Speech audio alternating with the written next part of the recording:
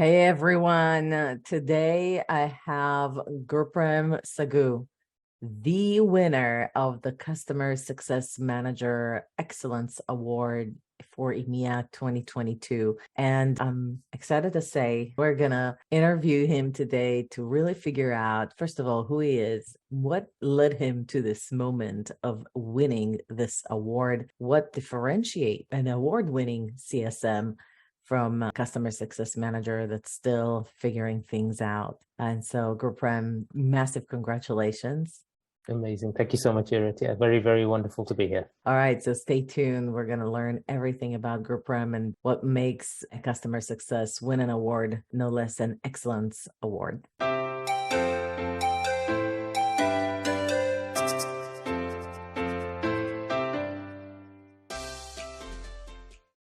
So what most of you don't know is that Gurprem lives in Sweden. Gurprem, did you grow up in Sweden? No, I'm actually born in the northwest part of India, part of the country called Punjab. We migrated as a family to the UK, and I don't envy my mum because she came on the plane with 5 children, me being the youngest. I was barely 1 year old. We all kind of landed in Birmingham in UK. I was raised in Birmingham despite being born in India.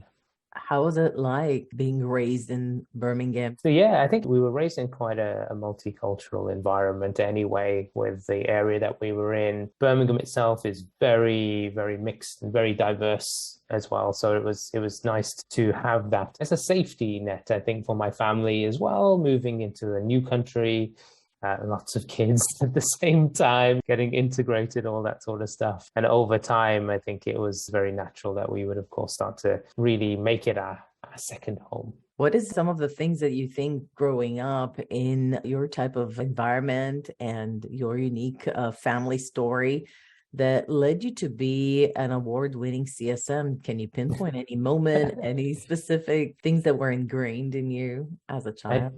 I would always credit my family for that and the ethic, the hardworking ethic that we had. My dad was an extremely hard worker and he really prided himself on doing a great job. And my mother taking care of all of us at home, never questioning anything at all, like really building this home environment for us to really excel in. That's brilliant. Not only you're a hard worker, but you're very passionate about your team and your customers and the community. There were multiple initiatives that came up in the judge entry that suggested that you're selfless. You're constantly coming up with new initiatives to benefit various people in your life, whether they're in direct contact with you or otherwise.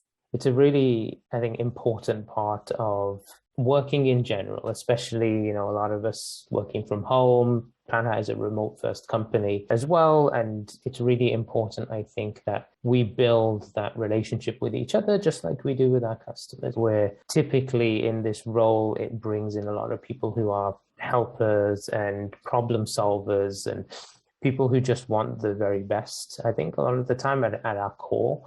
And so I think it's important that we all help elevate each other. Part of some of the experiences I've had in my working life, I'll always look back fondly at my time at Box, for example, where, I started as the first customer success analyst in the company. It was a pilot role. And what it meant was I had to learn from our senior success managers who were engaging with enterprises, and then also work from an operational point of view with our then senior director of customer success. And they never once had any questions about helping me.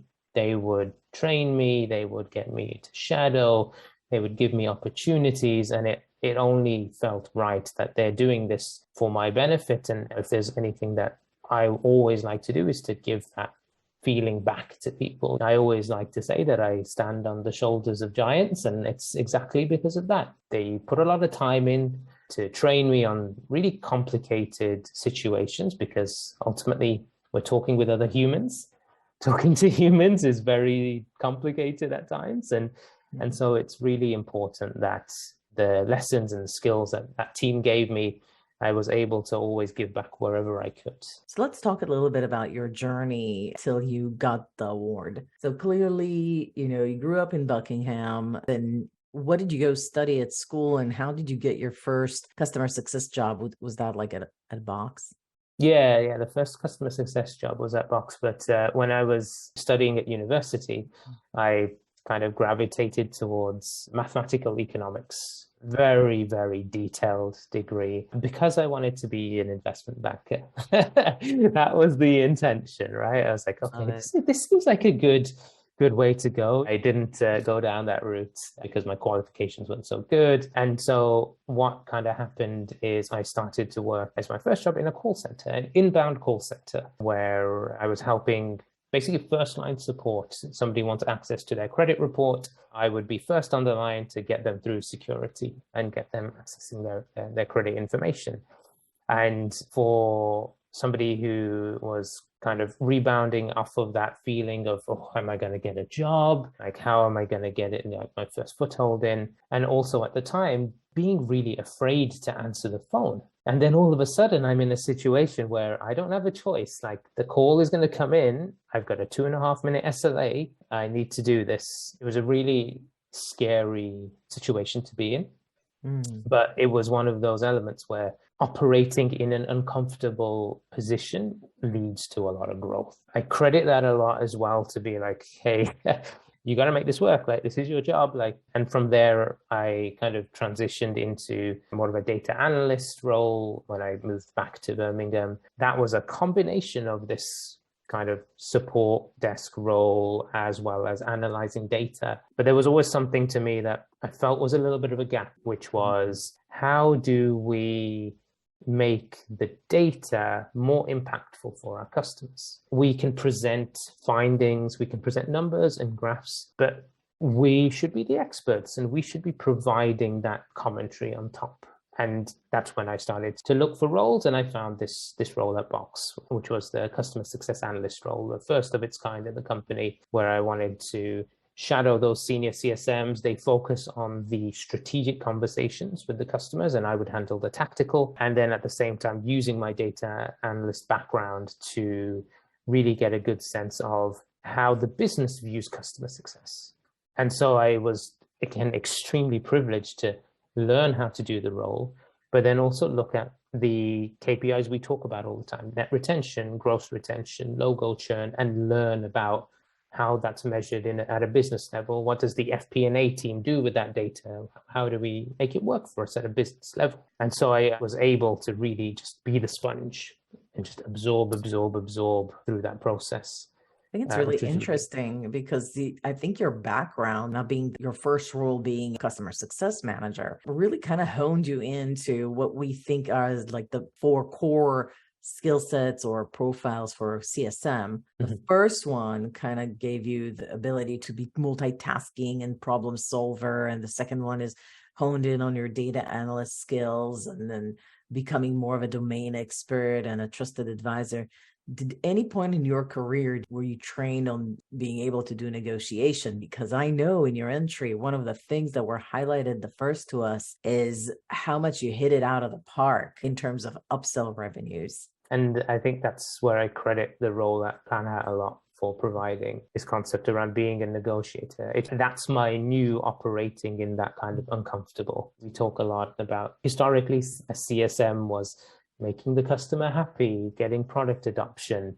But today and in the future, it's going to be owning that revenue number.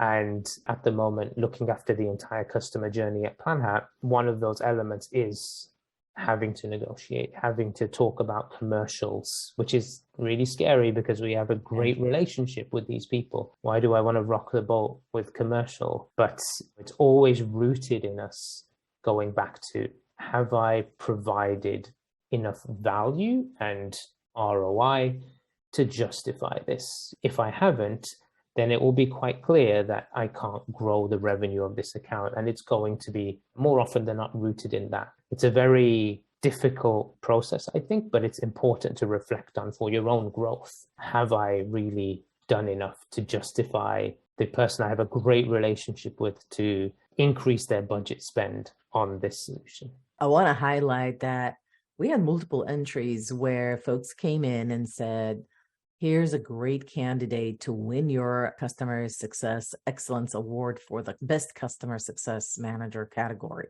A lot of them hit it out of the park with NRR greater than 100%. Yours specifically was in the first year, I believe you did 120% NRR, and it was the largest upsell in terms of revenue amounts in Planhat history. Yeah, it was quite an achievement. I can't be humble about that one. Especially given the fact that if we look at your job history, nothing really trained you to be able to talk about upsells in a way that results in this massive upsell. And in fact, you leverage I credit probably the incredible relationships you establish with customers to be able to be a trusted advisor with them fairly quickly. I agree. It's very important to look at that process and say, who are the best salespeople? Whilst it's a dangerous term to use when we're talking customer success, but who are the best salespeople? They're the ones who are trusted. They're the ones who are advisors. They're the ones who can talk about value very well. That's pretty much what we do as customer success managers. It's very similar. And I think I really do pride myself on providing that value and being an advisor to the customers so that they know what I'm trying to build for them is ultimately going to impact their business. It's always that bigger picture. It's not this one feature or this one product or this great playbook. No, it's like you own a lot of revenue. You own predominantly all of like the revenue at the company, and new sales will come in and it will go straight to your number, and that's a large amount. And we need to make sure you're growing that, and that's where the conversation should be. How are we hitting that growth number? And also, I want to point out you were the first CSM for the EMEA region. Before then, Planhat didn't really have CSMs for that client cohort. Yeah, exactly. And it wasn't just EMEA, it was APAC as well. And so APAC, that's right. I was on my calls from 5:30 in the morning to late at night. And that's one of the joys about being in a startup. It's a bit scrappy, and we're servicing multiple time zones on the other side of the world, and really kind of taking the bull by the horns, because there's a lot of belief in building something great and having that builder mentality that will make us survive and grow so well and accomplish such great things. First of all, great, outstanding skills right off the bat and putting them into good use, and then really working hard, like all sort of hours and whatever it takes. But I want to showcase that there were 3 initiatives that you actually took on. And we, as judges, actually looked at what kind of initiatives does this person do outside their call of duty? Because I would say still upsell is part of the call of duty. The fact that you hit it out of the park is phenomenal with very lean support because you're the first in both APAC and EMEA. But still, I want to showcase there were 3 initiatives, not 1, not 2, 3 initiatives that you've done. 1 for your internal team, which I thought was really impressive. And we were looking for that. We were looking to see if you had any initiatives that actually impacted not just your customers, but your entire company or your entire team that was sort of like selfless. 2, initiatives that you've created for customers that would be outside of your own portfolio base. Because we had some entries where customer success managers did a lot of great stuff, but it would only impact or seem to impact their own portfolio. Some of the initiatives you've done actually impacted all of the customers. And then thirdly, did this person actually create any initiatives to impact customer success community at large, which is really a sort of like a selfless act, because you're bringing either your own thoughts and what works for you, or you're able to leverage your relationship with your customers to then bring them in and kind of showcase it to the community so that we can educate and impact the customer success movement. Mm-hmm. And so you had 3 of those. And I think that's really what sealed it for me as a person that really deserves the award. Thank you so much. I think it kind of comes back to that point a little bit as well that we discussed, which is as a team, we're all spending a lot of time together building this great thing that we're going to do. And as part of that, it's important that we all feel included. We're all on the same page and the value we deliver. How can I help somebody new coming in while we're being scrappy and we're working all these hours and really driving a lot of value to our customers. And kind of one of those simple things is, how do we enable the team internally? Let's create some quick videos. Let's record some content. Let's make sure people are in calls, shadowing us, and they're all coming on board as we get them upskilled, because ultimately getting people onboarded quickly and successfully is helping everybody. The company's on this growth trajectory. We need people onboarded, and getting them ready to work directly with customers is going to just help everybody completely. Yeah, this is on top of you working at all odd hours, because you have both APAC and EMEA and the company recruiting. Like, if I'm not mistaken, you were hired into Planhat, was it August 2020? Correct. Yeah. So like, so just like 30 barely, people. they hired massive amount of people, and beyond, like, I'm sure you were working so many hours, and then you took upon yourself. Were you the customer success team manager? No, we're still operating, as a flat hierarchy. Flat. And so this is just a case of we all pitch in and kind of help in this. We identify there is a gap somewhere. Like, we have our values here at Planhat. One of them is being impactful and being genuine. And what we want to be able to do is we want to be able to say, there's a gap here in the process. I'm going to own this. I'm going to find a solution, and we're going to push it out. And that's kind of what it is. It's not a case of we find there's this gap and then we raise it to somebody else and somebody else needs to approve it. We're all incredibly busy. And so it's worthwhile just owning that yourself and just driving the success of it. And I think this is where I try to take it upon myself to bring people along on that journey as well.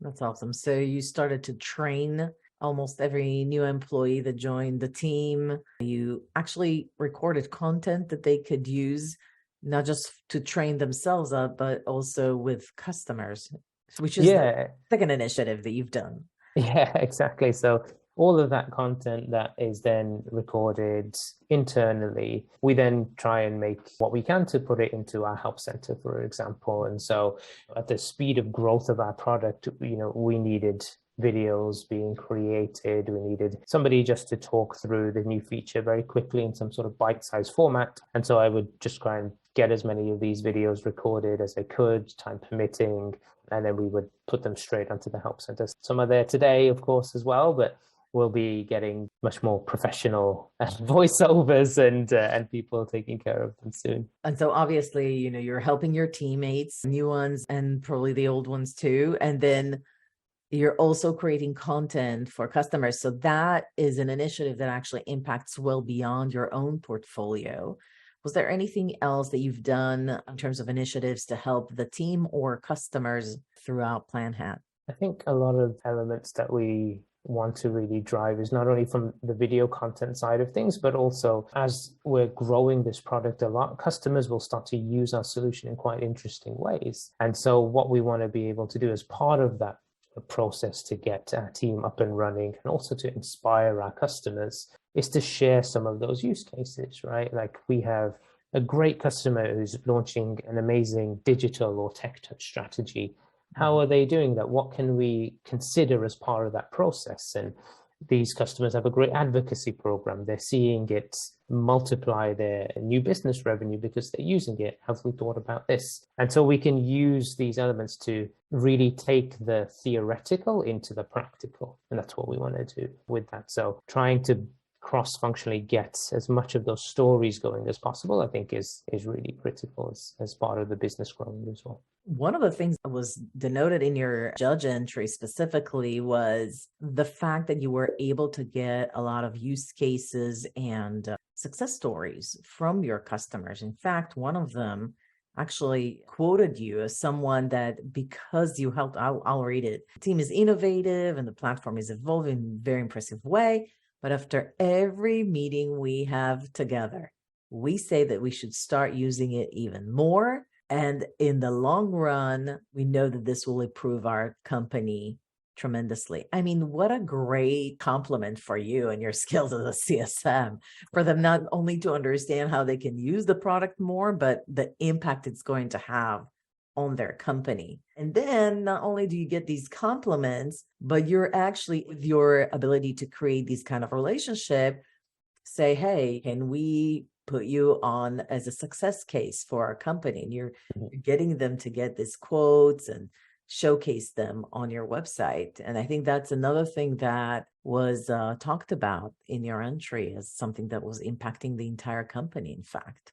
Yeah, I think it's great. And having customers like Heidi and the team at PlexSip is a joy for me. I love working with them so much. And I think this all goes back to that idea around the value piece as well. Like, the job is really difficult. And it's important that when we're speaking to our customers, like, there's an intended point to the meeting. We have a goal in mind and we're always working towards that goal. So always coming back to and thinking, like, we should be focusing on this goal.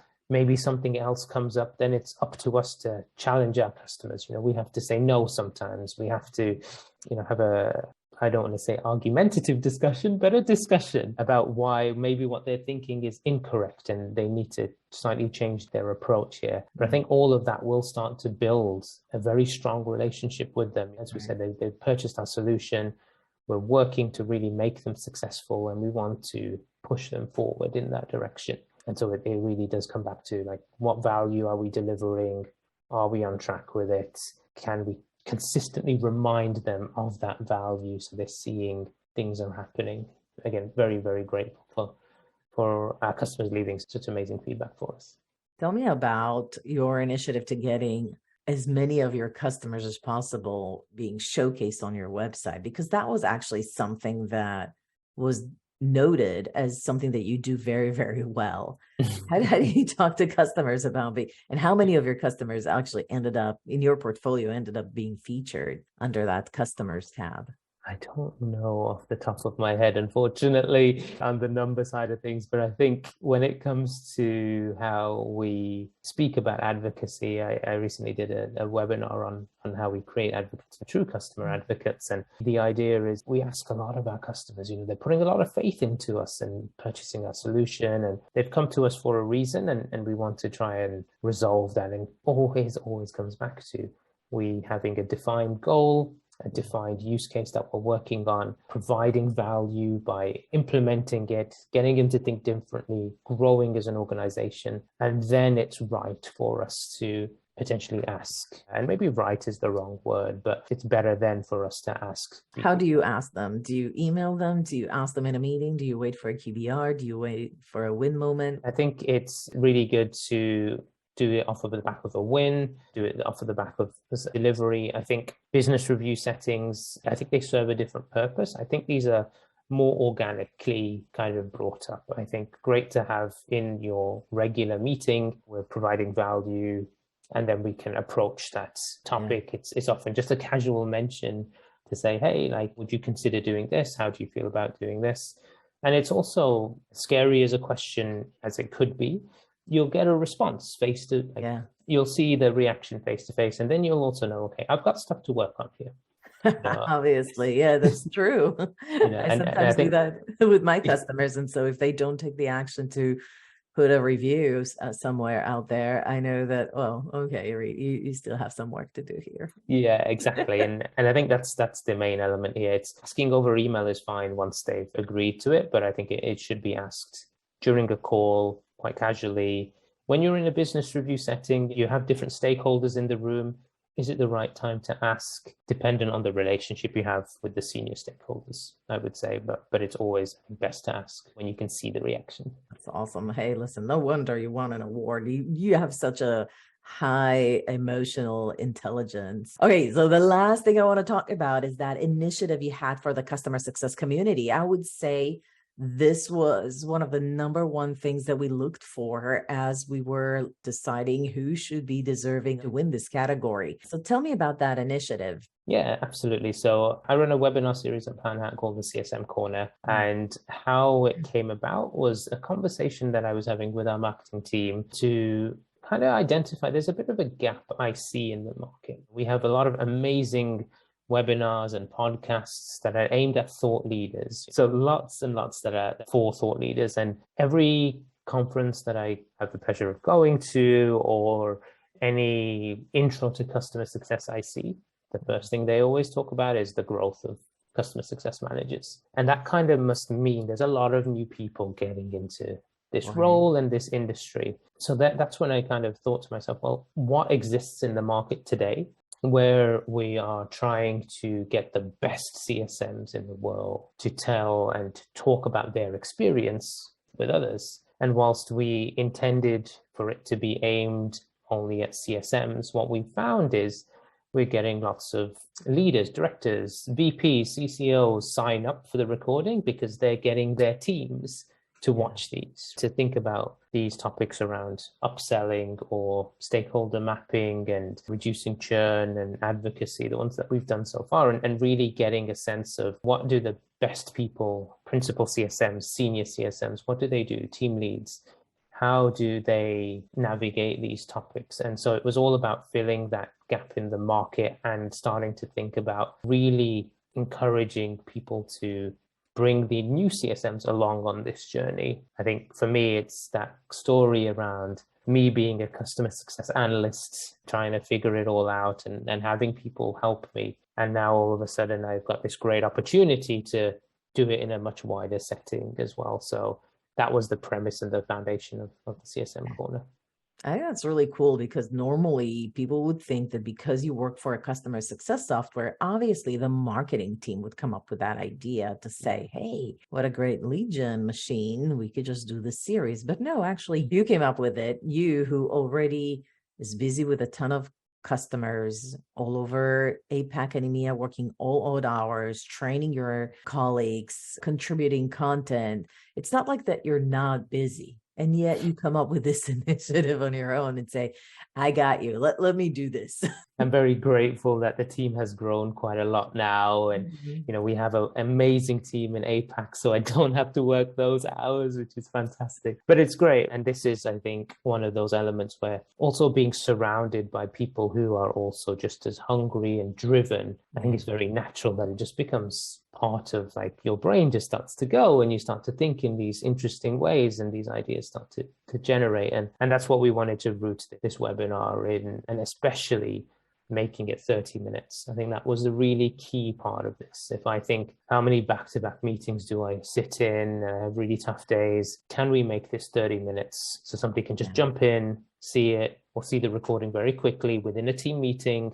Yeah. And that's it, sort of thing. So that was a really key part of what we wanted to deliver here. Look, a lot of people, they have the same circumstances you are. I'm sure you have like 20 other team members, obviously. To be award-winning worthy, having so many initiatives in a span of a 2-year time period, coming off from box without, like, as a CSM analyst. So I think it's just really incredible. All of your achievements speaks volume of who you are, what you stand for. I think you make your mom and dad really proud. And you definitely made me proud when you won this because I was rooting for you. Yeah, I'm super grateful for that. And I think a lot of the hard work that goes in is, again, because of the time that people have spent challenging me or pushing me to operate in this uncomfortable area and really try and grow in that space. And there's a lot of people to credit for that. And I think what I want to do is, of course, encourage that in terms of giving back, but giving back in a meaningful way. Absolutely. So if anybody's watching this video, they've been a CSM for quite some time, they've never won an award, but they would say, gosh, that would be really cool. What would you recommend them doing? I think it's important to think outside of the CSM role. As a CSM, you're engaging with so many parts of the business already. And it's really about how are you contributing to the business. That could be your finance team, marketing team, product, engineering, SDRs, so many different departments. And what is important to realize is by managing customers, you have a really big part of contributing to the business. Right. And that's the element that I would really recommend. Start to think about what are those other parts of the business that you can start to benefit, that you can work with, that you can drive initiatives for. We don't need titles to indicate that. We should think about how we can really benefit our working relationship internally, how we can work with customers better, and really just own and drive those initiatives. I think that's important. And you know what? You're going to fail and make mistakes, and I can hold my hand up and say I've made a lot since joining Planhat. But it's one of the first times where I've truly realized that you need to make those mistakes to grow and to really drive an impact internally and externally as well. So don't be afraid to fail and think in terms of the business, I would say. Gurprem Sagoo, you're indeed a customer success rock star. I'm so happy you won the award for this customer success manager, and I wish you the best of luck in your career. I think the future is very bright, and we are honored to, first of all, have you on the channel and share your incredible story. Everyone, if you like this video, if you found it helpful, give it a like, share it with others, and of course, subscribe to our YouTube channel.